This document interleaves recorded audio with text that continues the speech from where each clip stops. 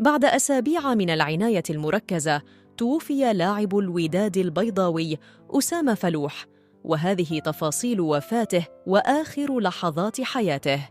لكن قبل ذلك يرجى الاشتراك في القناة.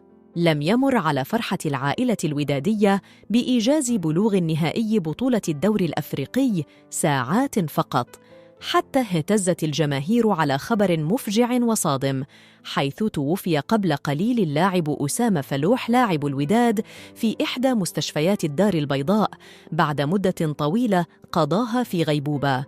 وأكدت مصادر إخبارية أن سبب الوفاة ناتج عن ارتفاع ضغط الدم، حيث كانت حالة لا أعب خطيرة وغير مستقرة رغم تدخلات طبية متعددة.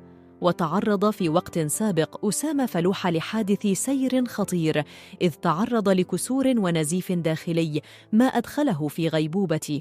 وتفاعل رواد مواقع التواصل الاجتماعي بكثير من الألم والحسرة، وتمنوا له الرحمة والمغفرة. نسأل الله تعالى أن يرحم الفقيد وأن يلهم ذويه جميل الصبر والسلوان. إنا لله وإنا إليه راجعون.